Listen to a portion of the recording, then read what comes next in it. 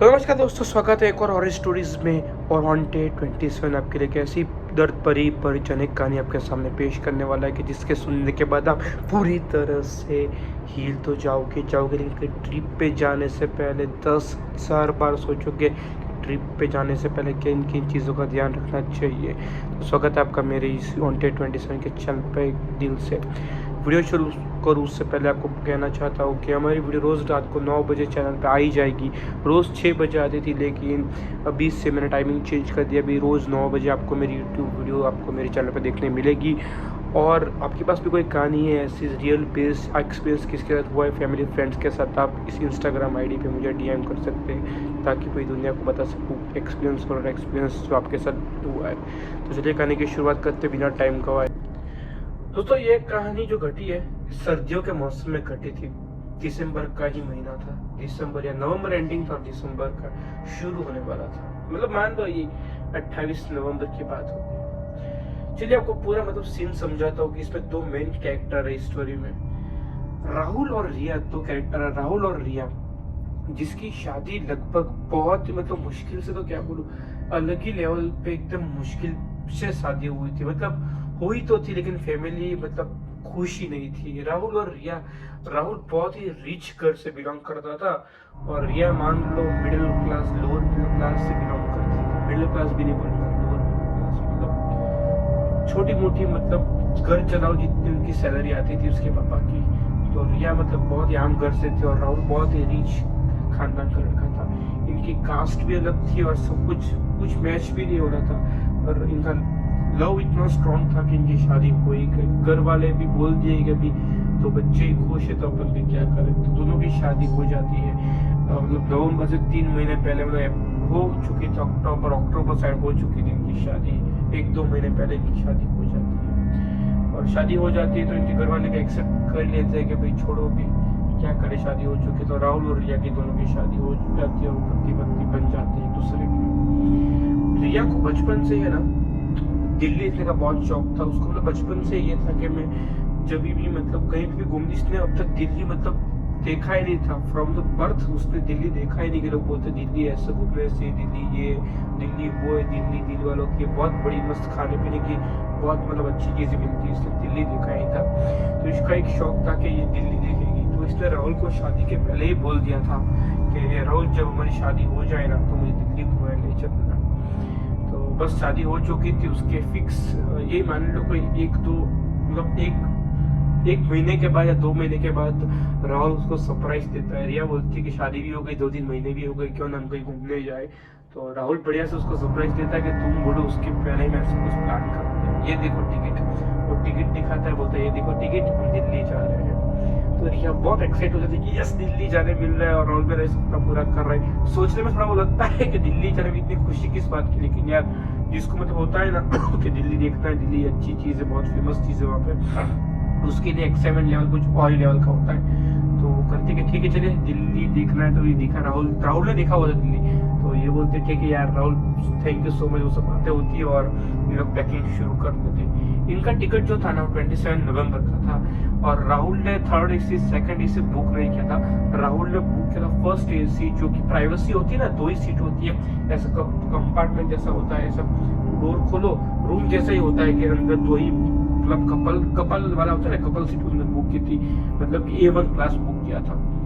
तो उन लोग निकल जाते हैं स्टेशन के लिए और स्टेशन पे जाते बढ़िया से अपना सामान रखते हैं और सामान सेट कर देते हैं कि भाई मस्त आराम से दिल्ली जाएंगे, आज निकलेंगे तो कल दोपहर तक। तो उनके घर से थोड़ा ही अलग ही स्टेट था, मान लो 900-800, उनके जो स्टेट से 900-1000 किलोमीटर ही था। तो बोलकर दोपहर तक पहुंच जाएगा। रात की ट्रेन जो थी रात की 10 बजे की ट्रेन थी। तो बढ़िया से रिया और राहुल अपना सामान सेट किए और H1 कोच जो कि A1 कोच में घुस गए। टिकट चेक करा के आराम से बैठे थे। ट्रेन वहां से करीबन 10:30 बजे छूट जाती है, यानी कि निकल जाती है ट्रेन। 11-11:30 बजे उसको राहुल बोलता है कि भूख लगी है, क्यों ना कुछ खाया जाए। तो उन लोग इतने सारे चिप्स लाए थे, बोले कि चिप्स देखते देखते थोड़ा सा कुछ एंटरटेनमेंट मनोरंजन के लिए मूवी भी लगा। तो बढ़िया से चिप्स खाता है, लैपटॉप निकालता है राहुल, उसका पति रिया का, और बढ़िया से लैपटॉप चालू करके दोनों आराम से मूवी देख लिए, खाते खाते चिप्स। और आधा घंटा यही कोई आधा घंटा हुआ होगा कि भाई अभी नींद आ रही है, अभी हाथ मुंह धो के सो जाते हैं आराम से। जैसे मतलब राहुल लैपटॉप बंद किया है, लैपटॉप वो लैपटॉप की जो बैग आती है उसके अंदर रखा ही है और ऐसे सीट पे से थोड़ा आधा ही खड़ा हुआ है।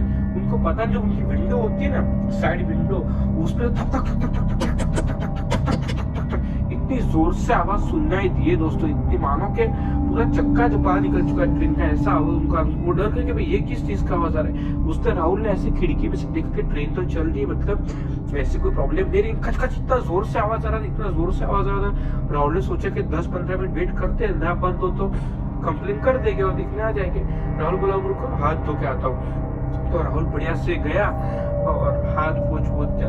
राहुल देखता है कि यार कोच पे भी आज कोई नहीं है, सिर्फ हम दोनों के सिवाय भी। पहले जो पैसेंजर थे वो तो लगता कोई स्टॉप आया क्या, पता नहीं, चढ़े तो थे वो उतर गए क्या। उस सब कंपार्टमेंट दूर से देखा, कंपार्टमेंट पूरा खाली था। और उस दिन का सीन था मालूम है, मतलब एक कोच से दूसरी बोगी कनेक्ट होती है, लेकिन A1 क्लास में आप देखोगे ना तो वो जो बीच वॉशरूम के बीच में जो गेट है वो बंद कर देते हैं। सेकंड एसी और फर्स्ट एसी के जो गेट होता है ना, बीच में गेट होता है वॉशरूम का, वो लॉक कर देते हैं कि प्राइवेसी के लिए। तो दोनों तरफ लॉक था, इस पर जो वॉशरूम था और ये एक साइड एक वॉशरूम था, दोनों साइड वॉशरूम थे, लेकिन दोनों साइड गेट बंद थे कि आप आगे कोच में नहीं जा सकते। इतना ही कोच आपको, मतलब पूरा प्राइवेसी के लिए, पूरा ही कोच आलतू फालतू चढ़ ना जाए इसलिए।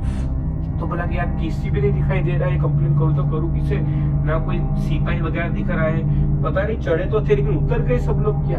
राहुल बोलता छोड़ो कुछ नहीं, ऐसा हुआ तो कॉल वॉल करके मैं कंप्लेन कर दूंगा, या आगे स्टेशन पे रुकेगी तब मैं कंप्लेन कर दूंगा। भाई किस चीज की आवाज आ रही है, सोने भी नहीं देगी और हमारी मतलब डिस्टर्ब हो जाएगी हम लोग।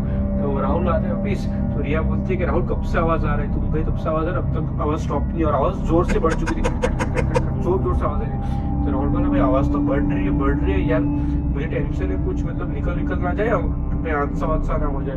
तो राहुल अपना फोन निकालता है, कंप्लेन करता, लेकिन जैसे राहुल फोन निकालता है ना, ट्रेन तो छूट चुकी थी, 11-11:30 बज चुके थे, ट्रेन जंगल के एरिया से पास आउट हो रही थी। तो राहुल देखता है कि भाई ये तो क्या यार, नेटवर्क बोगी में आ नहीं रहे लगता, क्योंकि बंद तक पूरा कंपार्टमेंट बंद था, एसी वाला था और बंद था। तो राहुल सोचता है कि बाहर जाके मैं कॉलिंग करता, आपके फोन में नेटवर्क आ रहा है क्या। तो रिया देखते नहीं, मेरे फोन में भी नेटवर्क नहीं आ रहा है। तो राहुल बोलता है ठीक है, मैं थोड़ा मतलब गेट के पास खड़ा रहता हूँ ये ट्रेन के, और मैं उससे कॉल करता हूँ, क्यों ना नेटवर्क उतरा जाए। तो राहुल उधर से गेट के लिए निकल गया और रिया बैठी रही। रिया टाइम देखी कि अभी 10:30 हुए, अभी भी अरे 12:30 हो गए, 12 बज के राहुल निकला था, 12:15 हो गई, 12:30 हो गए, अब तक तो क्या राहुल बात कर रहे हैं, अब तक मतलब कोई आया नहीं है क्या। तो रिया भी बाहर निकली, वो कंपार्टमेंट खोल के राहुल राहुल राहुल राहुल राहुल ऐसे ढूंढने निकली, लेकिन राहुल तो पूरी बोगी में ही कहीं ना इस तरफ ना इस तरफ। ये वाला वॉशरूम में भी देख लिया, राहुल है ही नहीं, पूरे वॉशरूम में देख लिया, ये वाला राइट वॉशरूम देखा, वहीं पे राहुल मतलब नहीं। और उधर ट्रेन कहीं स्टॉप भी नहीं हुआ कि राहुल कहीं उतर जाए, ट्रेन भी कहीं स्टॉप नहीं लिया है। तो राहुल गया, सब कंपार्टमेंट है ना, कंपार्टमेंट खोल के पूछ, मतलब सब जगह देखा, लेकिन सब कंपार्टमेंट पैसेंजर कोई नहीं था, सब कंपार्टमेंट जो थे ना A1 क्लास में वो ओपन ही थे। तो सब भी चेक किया कि राहुल कहीं नहीं। और राहुल गया तो गया क्या, क्योंकि एक कोच से दूसरे कोच पे आप जा नहीं सकते हो। वॉशरूम में भी, ये वाला वॉशरूम में भी राहुल नहीं है। तो राहुल गया तो गया किधर, ये एकदम डर गया, राहुल किधर गया, मैं अकेली हूँ यार। और जैसे ही मतलब वो मतलब एकदम फ्रस्ट्रेट हुई ना, सब जगह ढूंढने लगी ना, तो ट्रेन अचानक से स्टॉप हो गई, फूक ऐसे एकदम होता है ना हम लोग को ब्रेक लगता है, ट्रेन स्टॉप हो गई। जैसे ट्रेन स्टॉप हुई ना दोस्तों, पूरी बोगी की लाइट बंद चालू, मानो के कुछ ना कुछ तो बहुत नेगेटिव हो रहा है, पूरी बंद चालू होने लगी।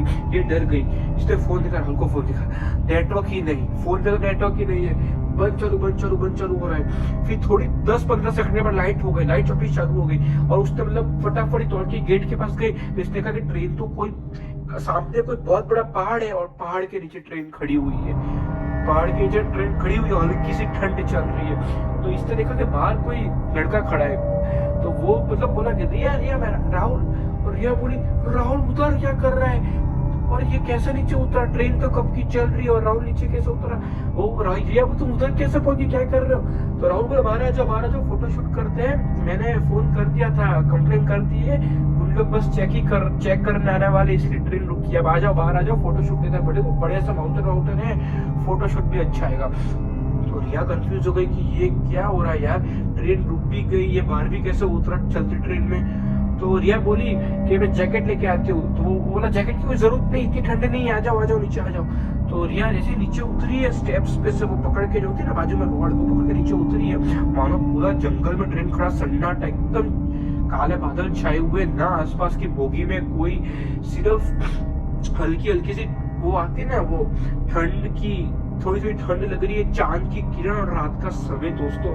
ना कोई ट्रेन आ रही, जहाँ इनकी ट्रेन खड़ी है और एकदम बीच वाला डिब्बा इनका है, ना आसपास कोई डब्बे में कोई है। तो ये उतर गई बढ़िया से, और राहुल बोला फोटोशूट करते हैं। तो रिया बोली कि एक मिनट यार, हम लोग फोटोशूट करते हैं वो बराबर है, लेकिन अगर ट्रेन चालू वालू हो गई और ट्रेन निकल गई तो हम लोग पीछे रह जाएंगे।